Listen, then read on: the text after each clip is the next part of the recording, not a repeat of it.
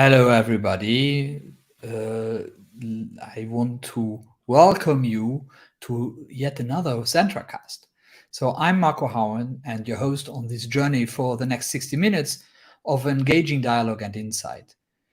Each month we sit together with this entrepreneurial mindset and hold space for Europe's most consequential experiences to be shared through original conversation. We examine the area between who people truly are, the conditioning they're struggling to break free from, and the utter joy that comes from inspiring others through their own personal transformation.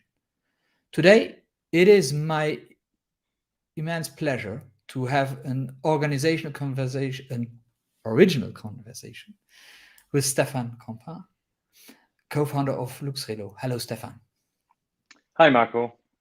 Real pleasure to be on a discussion with you. Yeah, and I'm really looking forward to it. So let me kick it off. And as we said, this is a conversation, so we'll see where it goes. But let me kick it off with a question right to the heart of what I believe will be the core of our conversation. And during the ramp up to our today's conversation, we talked a lot about fulfillment. So my question to you would be, what does personal fulfillment really mean to you? Well, to me, I think there is one main pillar, which is my family. That's my main fulfillment. And now for the past 5 years, I have another, maybe my second leg to stand on. It's my job as an entrepreneur. Okay. And I think that you cannot have a proper fulfillment without only the family. You need also your personal fulfillment, whether it's, I don't know, can be sport, it can be art, it can be your work, but you need to have a balance with between your family life and your personal life. Yeah, so what I hear from you is that there are three aspects. So there's the your professional startup entrepreneur, well, startup or not anymore, but Not entrepreneurial, anymore, yeah. not anymore, entrepreneurial, then the family and personal. How and that's very interesting because I really love to talk about what people do for themselves to be a better leader for themselves and for others. So what would that be for you? What would add to your fulfillment on the personal level for you? Um, Is I need to learn to take more time for myself, which I'm starting to do. In the past, I used to be, focused on my work mainly, my family, and then I tended maybe to forget about myself. Take time to go on a trip with friends, do some sports, do personal things, and I was more focused on others than on myself. And I've read a few books and discussed with people, and I think it's not possible to be a good leader or even a good father or husband in my case if you don't think about yourself as well, because if you are not fulfilling yourself as well, how can you share other things with your family, colleagues, partners?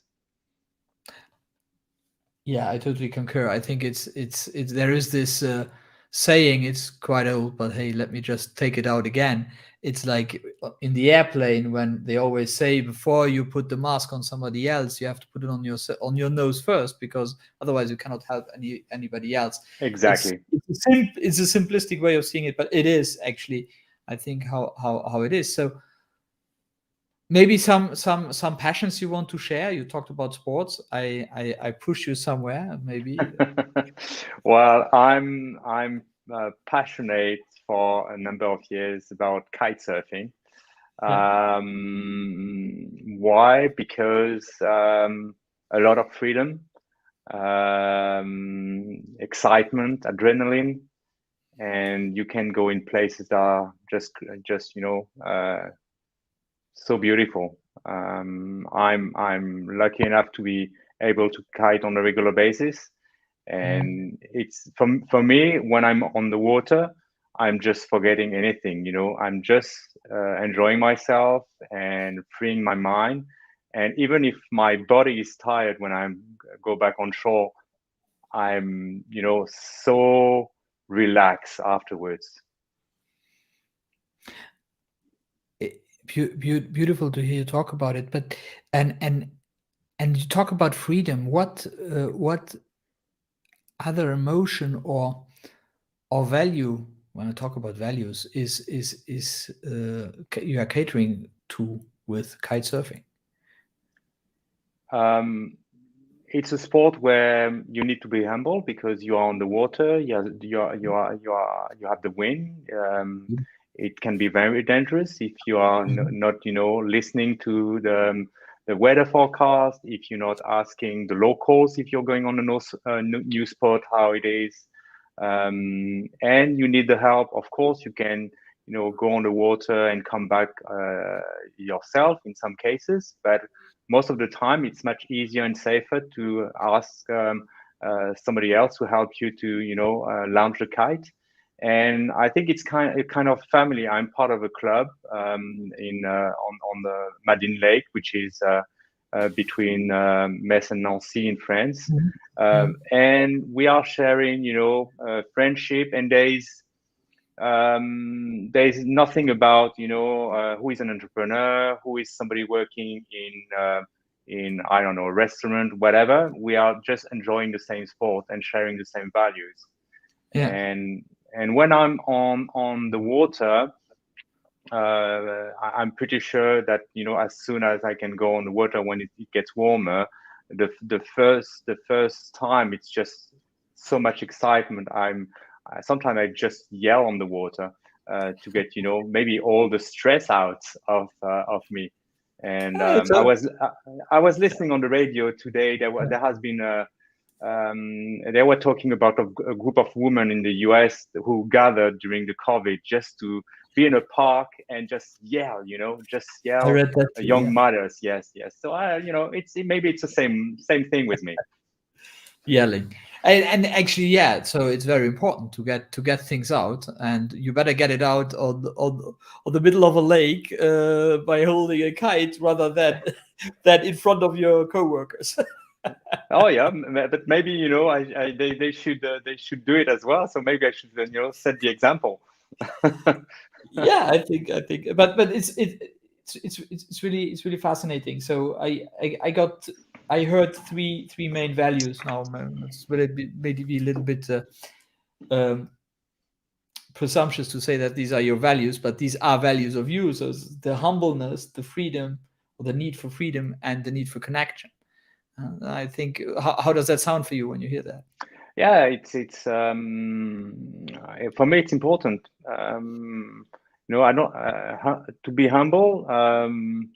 I try to be. Sometimes, I'm pretty sure that like everybody else, at at some point in your life, in your career, if you look back, you say, maybe I was a bit too obnoxious and not humble enough in what I was doing or what I was telling people. But if you are able to, acknowledge that and try, to improve yourself for the next time, then, well, that's fine. Everybody can make mistakes.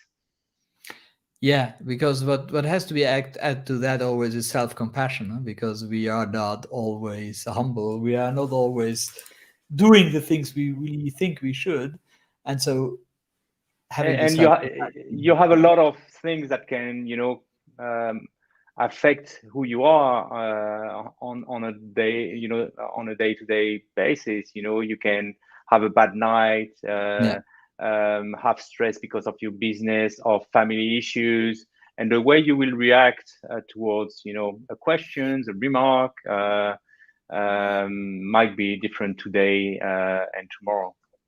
yeah, absolutely. Now, talking about humbleness, how do you think that your value or your strive for being humble um, was showing up in your life on different occasions? Um, well, for myself, I always wanted to prove that I could achieve things. So I've been pushing myself very hard on various occasions, mainly to prove to others, which I think was the wrong path. Now that I think about it, and I've acknowledged that, I was trying to prove things to people where there was no need. Why should I prove anything to anyone except myself? If I want to climb a mountain, go to the Himalaya and climb Himalaya, it should be for myself, not to prove anything to anybody. So I think that when you try to prove something to somebody else, in a way you're not so humble, because it's you're trying to show an image of yourself which is not the right one. Or which is the one somebody wants to see of you. That's what we very often do, I think. Like what society pushes us to do. Society. You want to have a reaction from people in front of you, so you think that will I have compassion, will people feel proud of me, Yeah. will people admire me, Okay. and well, it's the aim of a lot of people to be appreciated, to be liked, to be admired, but you also need to know that you cannot be liked by everybody. Yeah. The things you are doing might not be liked by everybody, but as long as you are, that's your new uh, enterprise is, be aligned with yourself. And I think that's, when I heard this phrase, be aligned with yourself, it resonated to me, because it's not been so long that I've been aligned with who I am, and COVID has been tough and had a lot of bad effects for a lot of people. But for me, it had also I had also good things that I took out of it, allowing to reflect a bit more on myself and what I wanted to achieve as an entrepreneur, and as a father and husband and personal person. I Yeah, there's a reason why we talk, so because when we met the first time, we really talked about a lot about this alignment, and I find that actually back in a lot of statements and a lot of things you're doing. But what does that mean for you, being aligned with myself? Because it's a nice thing to say, but what does it mean for you? I think it's to be aligned with yourself is to know and understand the things you are doing and that they have a purpose, but also not to try to find something that doesn't exist. Be liked by everybody. Be liked by every customer. Be liked by every person you meet. That's not possible. It's like, and sometimes you try to push yourself in your business and pretend to be someone that you are not, because your father told you something when you were young and you want to prove him that he's wrong, or your boss said you are crap, and you won't be able to do this task, or you are in the military service, and the guy is going to say, no, you cannot do this exercise because you are not fit enough. And so you want to prove something to someone else, but it's like a guinea pig in a wheel, just turning around, and but where is the aim? Just to prove something to somebody else, but not to yourself. Yeah. How do you feel about that? How do you feel about climbing a mountain, or performing this task, when you don't like it because your boss told you to do it, and at some point you need to reflect on that. Is your personal values, is your company values are aligned, and it's not easy, because again, what is true today might not be true tomorrow. If you grow your company, you try and, I have heard so many stories about companies trying to, that had values, and when they grow, when new people get in, the values are on a wall, it's written, and the reality is that it's not transmitted to the employees, or not shared with the employees. Absolutely, and very often it's a marketing gig, so it's created by marketing and not by I saw and worked on that, and it's beautiful when you can go into a company and you really work these values out. That's really something very beautiful, because you get this combined wisdom of all your employees. So many times maybe it is the management who takes it all, but maybe it's just a good sounding phrases which are decided. You cannot just blame the management. Of course, they as leaders, they should lead the way and show implement things, but then everybody in the company should put his little stones, so that the reality of the company values really exist. It's every department in the company that has to get involved, and it can be the trainee, the newcomer, the HR, and so on. The management give the way, the owners give the path where they want to go, maybe fix some boundaries, but it's everybody's role to make sure that the company's culture will work. Yeah, absolutely. And it's not something on the wall, because I've seen you write 5 pages, and it's part of your company DNA. You have a nice sign at the entry in the hallway, but then if the employees don't believe in it, that it's just a marketing sign on the wall, is it worth it to do that? It's what comes up for me when you say that is I remember a passage of the book of Ray Dalio. Maybe you know who Ray Dalio is. He was the creator and CEO of the largest hedge fund company in the world. Yeah. And his idea was really to create although he created a company, and it's one of these companies which work like that, a company which is totally open, absolute transparency to everybody. It's just amazing what he did, because he proved to himself, or after he had his first bankruptcy, where he was sure he was right, he come up with I was not right. So looks like me thinking I'm right is the biggest problem I have in my company. So I rather go for something else. And so he went for 30 years creating the open company, which is quite amazing. But what I wanted to say is there was this one time. So one of his logics is to say, well, you can do mistakes in this company. It's not a problem. You have to learn out of your mistakes, but you can do mistakes.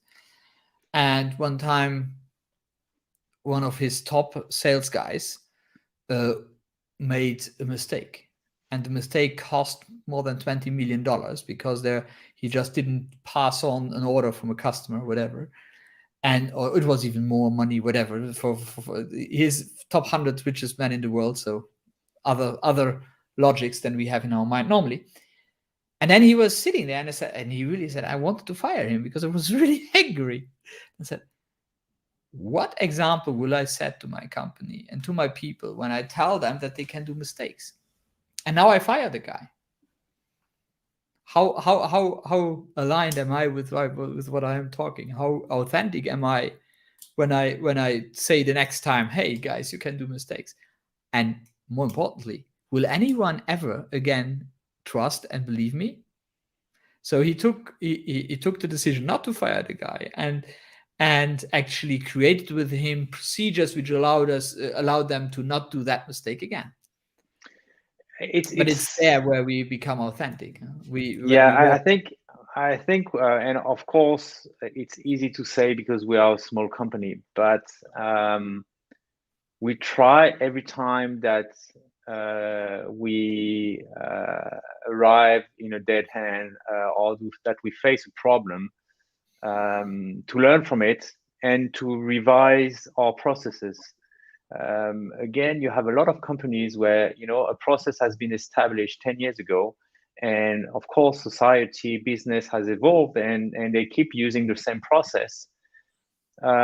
What we try is to adapt or to be agile and adapt our process to the reality of the market, and if it's if a problems arise, we have to learn from it and try to avoid it next time, or to make a process much clearer. I'm going to give you an example, which is not from in the business, but from university and school. So my daughter is studying vet school in Portugal, and so she passed exams every week, and everything's going fine for most of the students, and then they have this exam where is a total failure for everybody.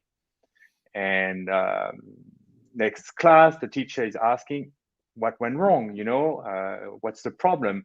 And most of the students that are used, teachers are the people to listen to, and they are, you cannot go against what they are saying. They were a bit afraid of, saying, well, we didn't understand anything of what you explained to us in when we had the course.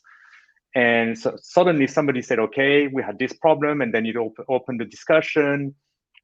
And the teacher, next course, had changed all the slides, had changed all the presentation, had revamped the whole course, and was humble, and coming back to humble, was humble enough to admit that the way he was teaching this course was completely wrong, and that the students couldn't understand it, and they relearn it another way, and then it went well. So I think Wow. it's important as well, to I'm a fond of customer service, and for us it's very important because we are in a service business. But if you don't listen to your customers, if you don't listen to your clients, you won't be able to improve and to evolve. You will stay still. If we were, if during the pandemic we would have said we cannot do home search because we only do home search, with clients when they are here in Luxembourg, and of course during the pandemic a lot of people couldn't travel. Then we would have, had a problem in terms of our business model.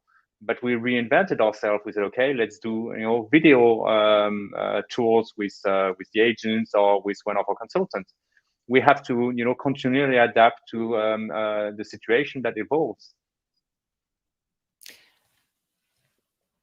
From your point of view, what do you think drives this flexibility you have? Because we're talking about flexibility in the company and the process, but what you need to have something which drives you to be that flexible. What could that be? Well, again, we are a small company, so it's much easier to be flexible. I'm always taking the example of a boat at sea, and you have the small sailing boat that can turn around quickly, and then you have this huge ship transporting containers, and maybe the container, the ship need I don't know 4 kilometers to be able to turn around.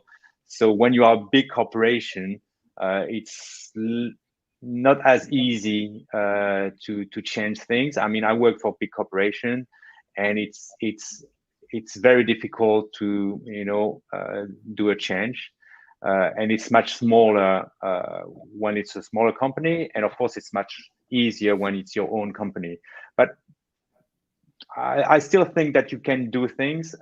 Typically, in December we onboarded a new employee, and of course the way you work when you are 2, 3, 5, 10, 20 is totally different in terms of processes and in terms of internal communication.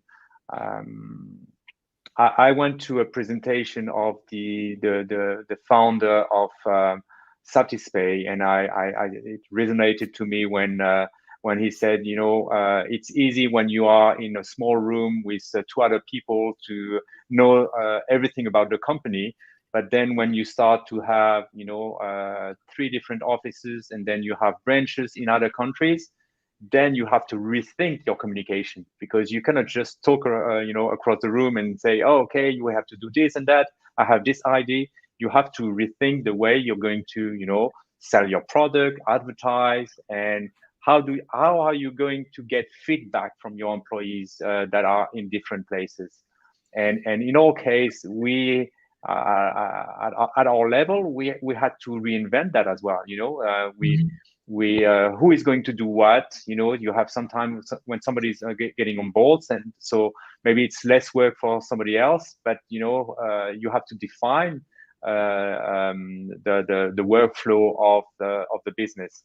And again, it's because you cannot stay still. You have to, if you want to keep your level of quality, you have to reinvent yourself all the time. Is this reinventing yourself capability you're talking about something which came when you started to be an entrepreneur, or is that something which were always in you? And if so, maybe give me an example about it. So maybe it was in me, but I didn't know it. I worked most of my life in big corporations, and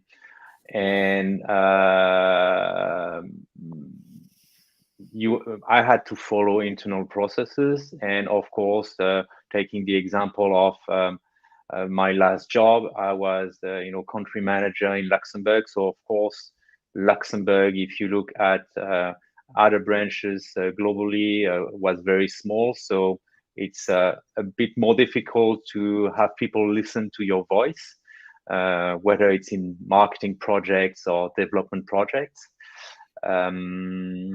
But yeah, I think the capacity to reinvent myself also came because I started as an entrepreneur. I remember somebody telling me, if you don't have your back to the wall as an entrepreneur when you start, then you don't make the necessary steps and efforts to reach your goals. Also, I had a discussion with a young entrepreneur a while back, and starting a new company, but still having a job in a corporation. And my question was, at what point will you decide that it's the time to jump and to go full-time in your job? I didn't expect an answer. It's not an easy question, but No, of course, you have the stability of a day-to-day job with salary coming every day, but are you putting 120% of your efforts in your new project? I don't think so. It might be, don't take it wrong, it might be a good idea to start when you start a project, to test it. Maybe you don't have the backups of business angels or banks to finance your project, so you can start slowly as a side job and test the market and see if it works. But at one point, and it's I'm taking my example, lost my job, set up my company. Well, I needed to pay my mortgage. I needed to pay the university of my kids. So I had no choice, it had to work. It had to work. In my mind, it couldn't fail because, I had some responsibilities and I had my That, back to the wall. there's my answer. I think about the flexibility. It's like flexibility, as you described it before, also is driven by necessity. By necessity, and also, again, being smaller means that you can try things. I don't mean that bigger corporations don't try, but it's more difficult to, and it's why, you have all those big corporations that set up, those, startups within, startup departments within the big corporation, to be more agile. In my case, you test something, it doesn't work, I forget about it. I try something else. You want to use an IT program. Somebody's telling me it's great. Then I test it. It's not for me. I stop it and I choose something else. Yeah, yeah. So let us shift gears and go a little bit back. And something which, when I prepared for our conversation, which really struck me, uh, was in another interview you said that at one moment in time you took on a job and you had no clue about moving and about this industry, but you had to do it, and you worked your ass off for months, and you every day, and you were proposed this managerial position, like almost right at the start. My question is, what did drive you to do more than the others? Because you definitely did more than others. Otherwise, they would have taken somebody else to propose them the managerial position. Well, two things. The owners of the company I started to work with were clever guys. They were hiring young people, with not a lot of experience, that they wouldn't pay too much, but that had, a lot of energy and, everything to prove as they were starting in a business. And on my side, what pushed me, I don't know, maybe my education, and the fact that, the need to prove to others that I could do it. Maybe it was the wrong thing because, like we said at the beginning, I should have done it for myself, not for others. But Yeah. for a long time, I needed to prove to others, that I was capable, that I could do it, that I could, and sometimes it was very frustrating, because I didn't have, any recognition, and then it pushed me to do much more and to push myself, physically and mentally, far beyond where I should have gone. And yet again, to be in the duality of things, that is who made you the one who today is able to be flexible and do what he does. So I have a similar stories, like working always in so many different jobs and always doing more than others, and that's why I am where I am today. But I think maybe one thing, where, which has been kind of my path, is that I tried as much as possible to grab opportunities. When my boss, I was 6 months in a job as a sales guy and said, "Do you want to, run a branch in Lyon?" And I said, "Well, I don't have any experience, managerial experience." And yeah, the guy said, "I don't. It's not the question. Do you want a job?" And when I moved to Luxembourg, they asked, "Do you know Luxembourg? Do you want to take the job?" And I said, "Well, let's have a look at, at Luxembourg." And then I said, "Okay, let's jump." And maybe the last one wasn't, oh well, I could have gone back to, a standard, employee's job, and I was in a way pushed, but in a way, it was my decision to say, okay, why not be an entrepreneur? Yeah.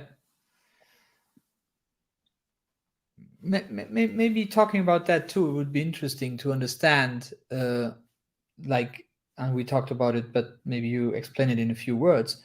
Like from the moment you had to leave your job being the country manager to become an entrepreneur, what was this phase for you? How was that looking like? What did you do? What did you feel? What did you say? What To be honest, two sensations.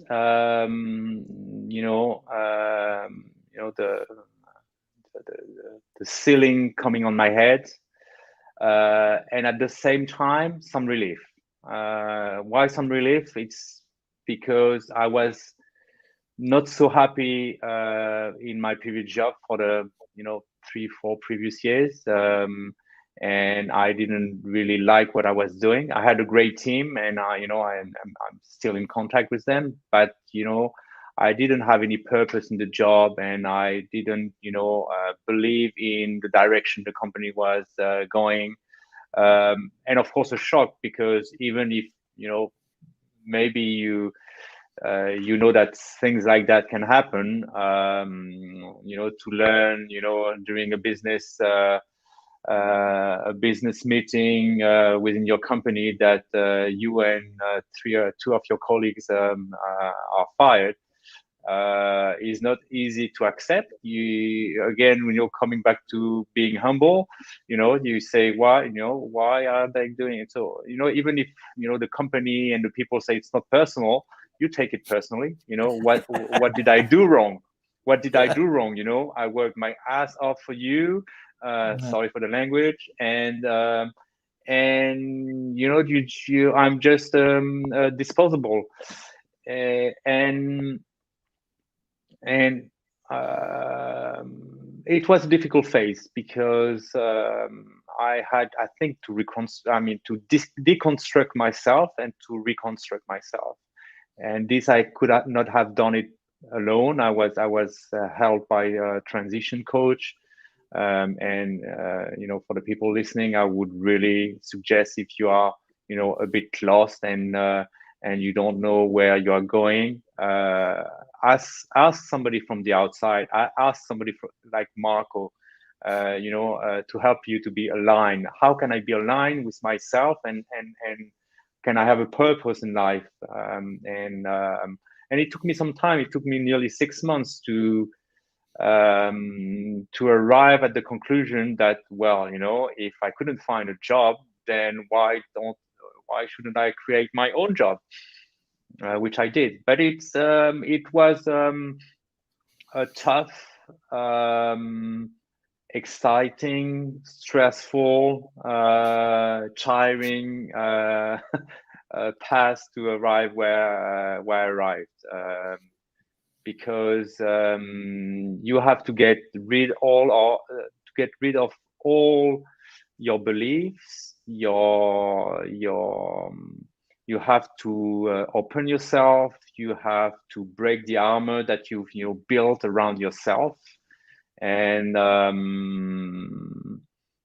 you have to accept to open yourself. And I've heard so many stories of people starting with transition coach, but after a while they just quit because it hurts too much. Because it's like having a mirror in front of you and looking at yourself, and you don't like what you see. And sometimes when you don't like what you see, it's better to quit, and stay in your comfort zone, and instead of trying, to accept that that's not the nice guy you want to see in the mirror, and you want to change that. I love it, and actually, what you're describing is actually creating strength through vulnerability, and it is beautiful to hear that from somebody who was general manager in a corporation, and through that path, that's where the strength lies. I think that's very I, beautiful. I think Thank you that for sharing. for people, I think for people our generation, especially for men and mostly for men, we've been raised as, you need to be tough.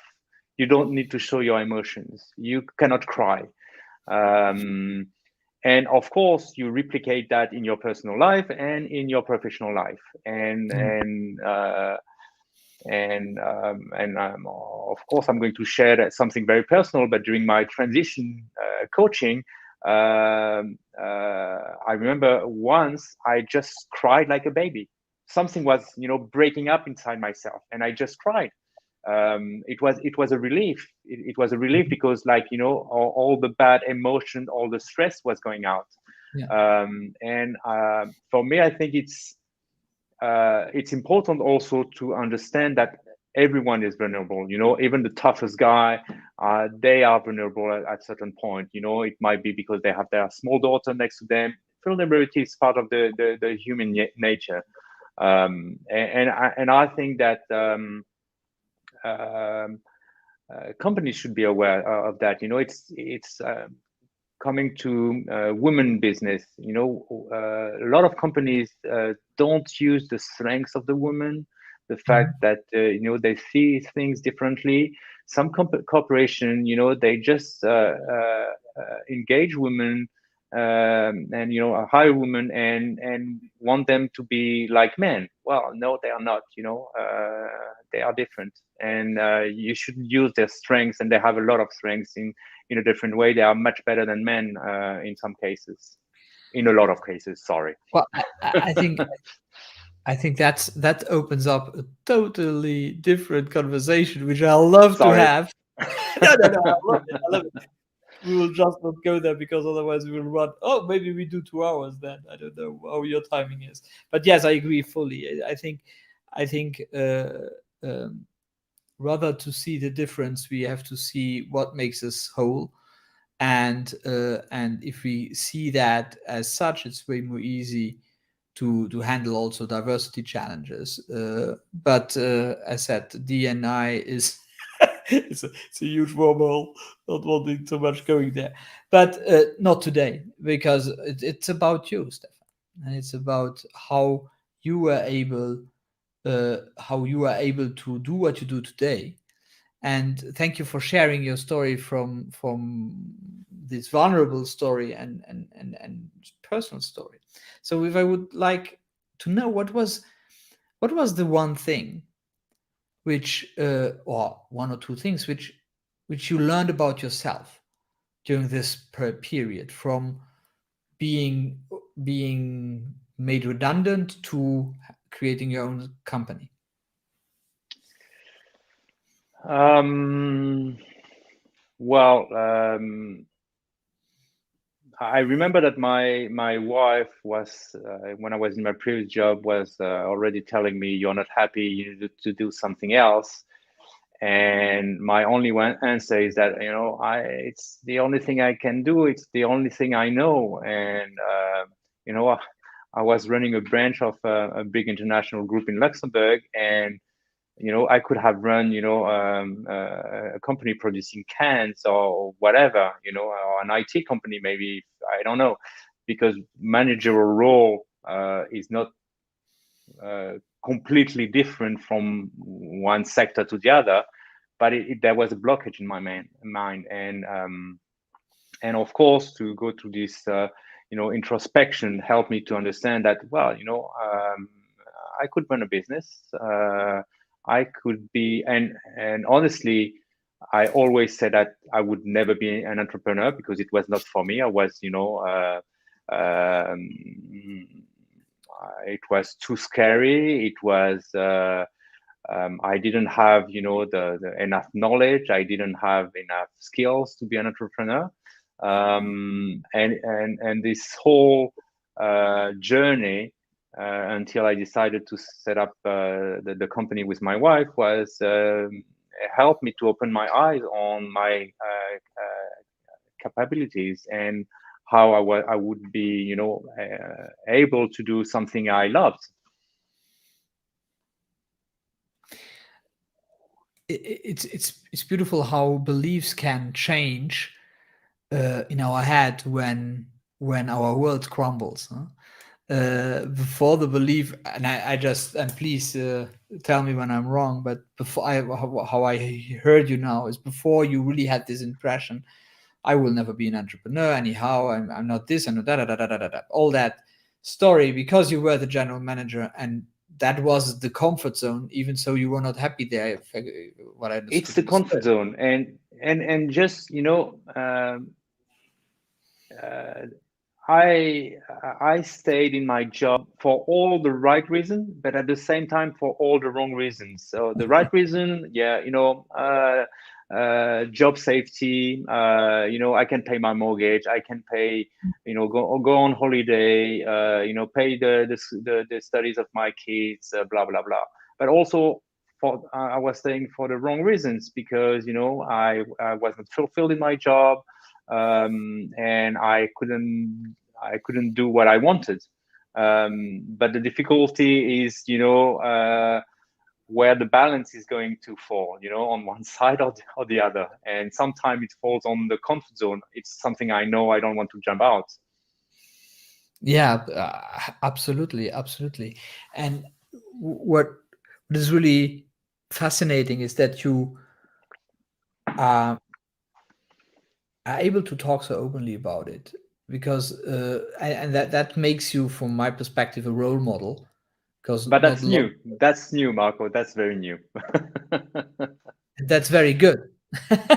It's so powerful because so many people go through hardship, go through difficult times, and they are not able. They don't find somebody talking about. So I hope you will have 100 people asking you to do this kind of conversations because so that as much as possible people hear you talking because it's this model you give that even if I'm 50 years old, well, I change my belief, I change everything.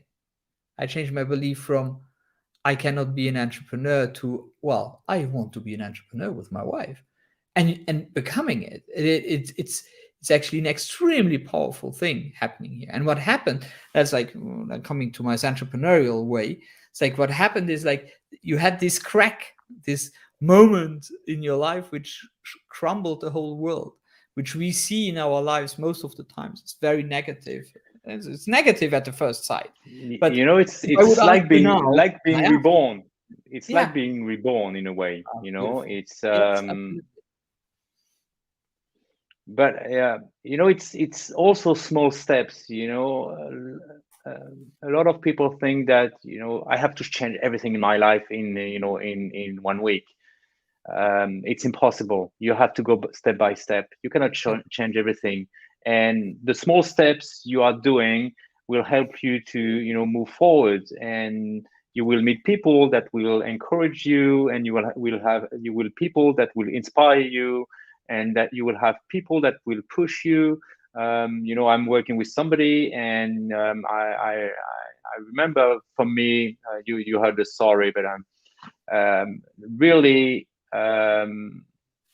what opened my eyes about I don't have anything to prove to anybody, um, yeah, is when COVID hit. We are in the mobility business. Borders are closing. It's like a disaster. How are we going to survive to that? Because people cannot come to move and travel to Luxembourg. And we have the chance to have, what I call him, my co-pilot, but he's a business coach, and who said, that's an opportunity as well. Most people will dig their head in the sand, well, for the storm to pass. You have to be visible. Do post on social medias, go on interviews, do videos. And then I heard the word videos, and I was just freaking out. I said, no way, I cannot do videos.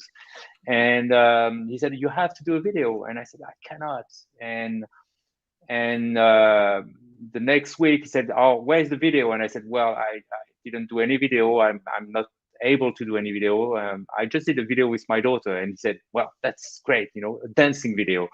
And I was like, no, I cannot do that. I cannot do that. I cannot, I was dancing in a tutu with my daughter.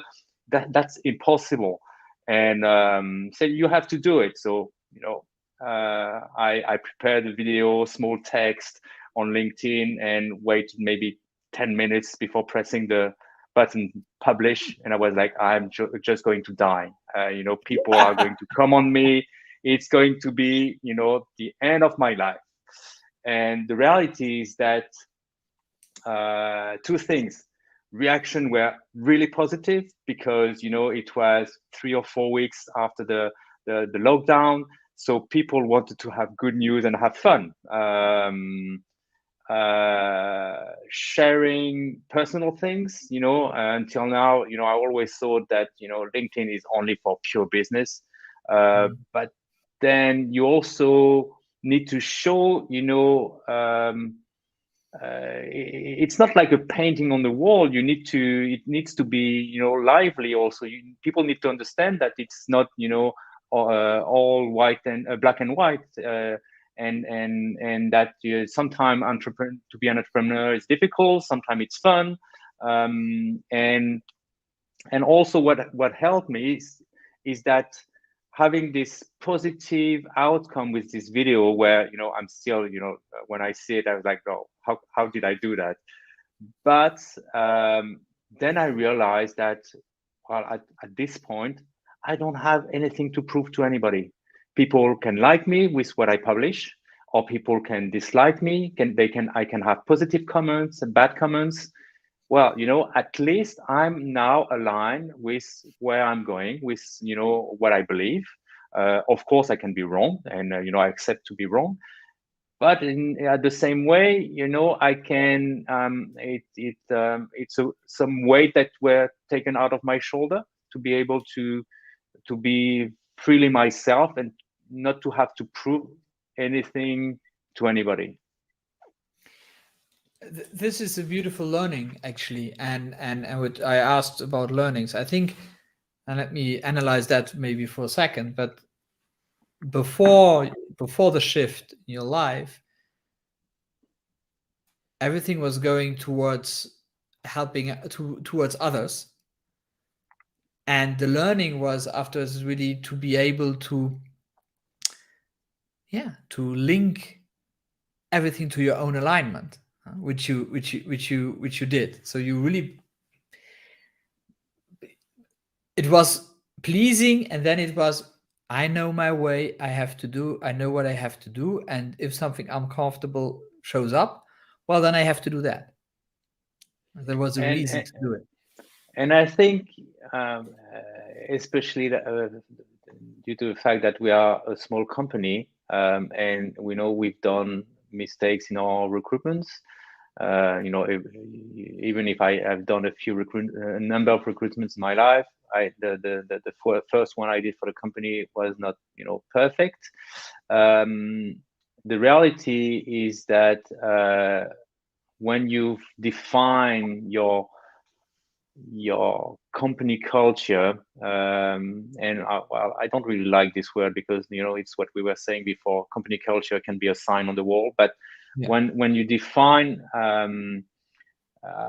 how you want to align yourself to the business and align the business to the way you serve your customers, the people you are bringing in should be aligned as well.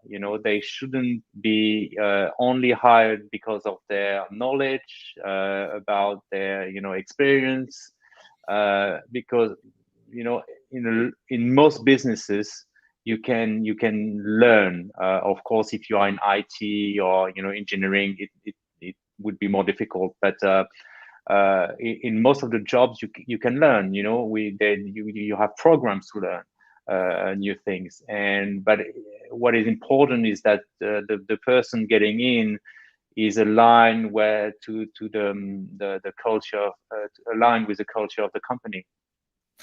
And it only can happen if the person who drives the company is aligned. Yes. Yeah. Totally. Yeah. Yes.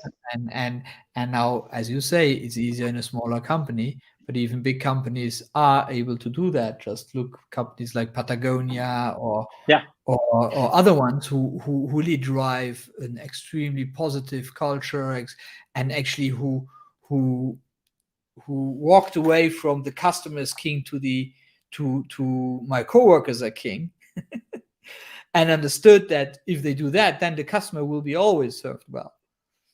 Yeah. and Exactly. Yeah. and that way of approach is what you're explaining. It's the alignment, and how can we bring this alignment into our company. So for me, and that's what I'm working on right now very much, is starting with the personal alignment and then bringing it into the company, and rather than trying to do something artificial in companies, which, if we are not asking ourselves the questions, if we don't do this introspection as you did it, then we will not able to. It will always be inauthentic what we create, because it's always a sign on the wall about culture. It's not about me and about what I am able to bring to that company. So that goes from everybody in the company has to ask themselves that question.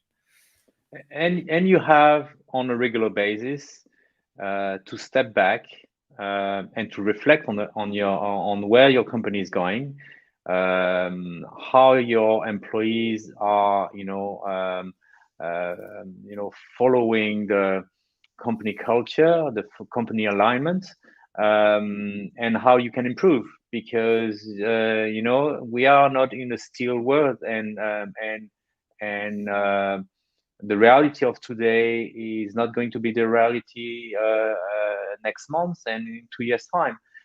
Things change, and we need to adapt to the way the company is working, the way the information is flowing within the company, to be sure that we don't hit the wall. Yeah. So maybe because we're already closing to an hour, great conversation.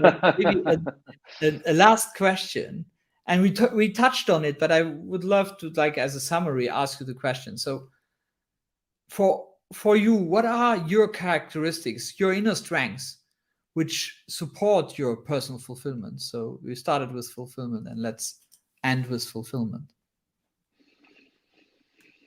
I'm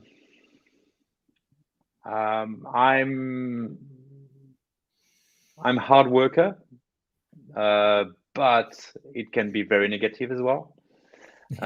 So you and I'm on the learning curve as well. I've been doing thing in the company where I said, oh, I can do it myself, and then the job is piling up. Yeah, I can do it. I can do it.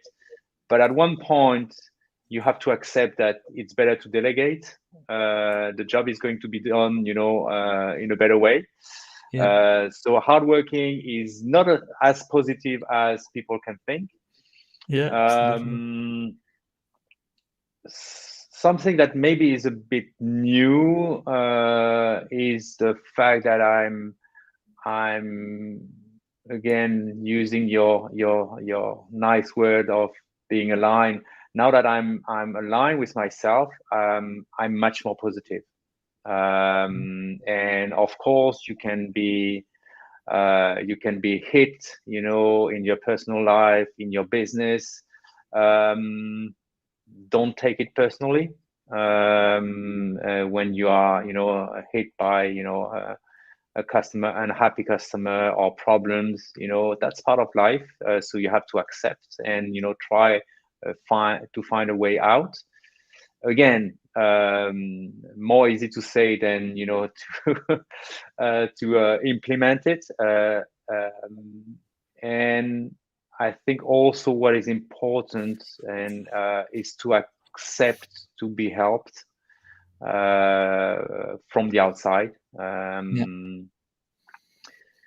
And what I realize now, I was working for a big corporation, had a lot of nice colleagues around the globe, but sometimes I was feeling very, very lonely in my office in Luxembourg.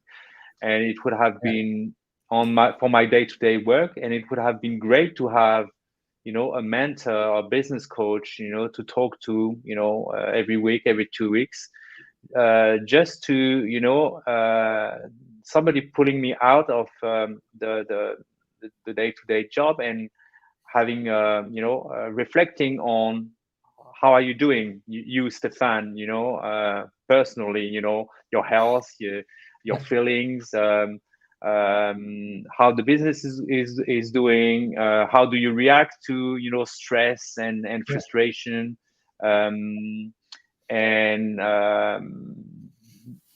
doing it alone, I would say, is nearly impossible. Yes, you can do it. You can do it. What happened most of the time, even if some people don't admit it, it's burnout. That's Yeah. the reality, and it's what Because happened to me. yeah, and because you're always in the reaction cycle and you will not Yeah, break out of it, and you think you have purpose, but you adopted the purpose of somebody else because you didn't align. It's yeah, always happening, and we see that all over the world and all the time with very lot of high end entrepreneurs, or also that at the end that's not fulfillment. Even so, they portray it like that. Thank you very much. We are over the hour, so I think we could go on for another hour easily, especially if we go back to DNI. But that so that will thank that will be that will be for next discussion in a few you. months.